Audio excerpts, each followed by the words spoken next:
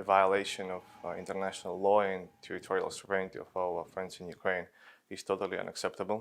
This is something that we in Georgia have a number of times during the past 30 years witnessed from Russia. The aggression that Georgia faced throughout the years is something that every Georgian had to live through.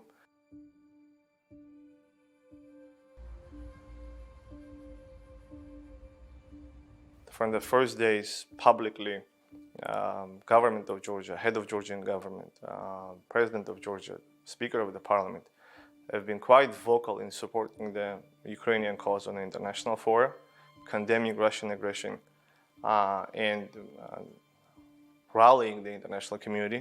Unfortunately, it's probably the lessons that the world has learned based on the Georgian tragic experience, that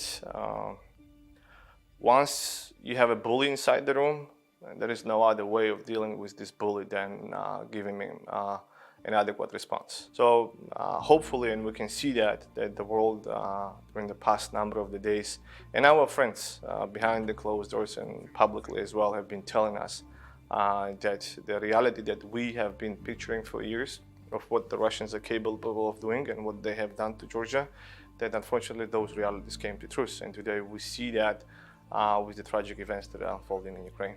It's what we've been pushing hard as a message here as well, pushing for additional sanctions against Russia. We think the best way of responding to Russian aggression is building a resilience of the country by strengthening democracy, by being closer to the West and our path of becoming the part of the European Union and NATO.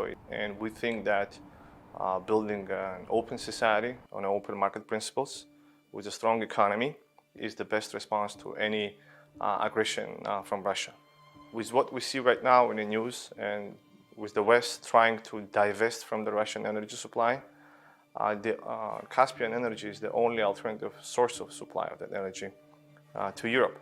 And all those pipelines go through Georgia. And Russian troops are stationed 3-4 miles away from those pipelines. So we have to be very vigilant to make sure that Georgia is stable. We've been living in a reality where 12,000 Russian troops have been stationed close to a capital, 40 miles away from capital for more than a decade. We understand firsthand the threats that the Russian military and military aggression presents. When it comes to the people of Russia, to the large extent, have been suffering the policies of their government for years. It is tragic from the historical perspective of looking at what is happening to Russia right now and the ideals that existed in Russia after the collapse of the Soviet Union in the beginning of the 90s, the democracy, market economy, and the rule of law will at the end prevail. All those ideals today have been shattered. So our hope, people who believe in a free world and believe in democracies, is that one day we will see a light coming out of Russia, and hopefully that day will come soon.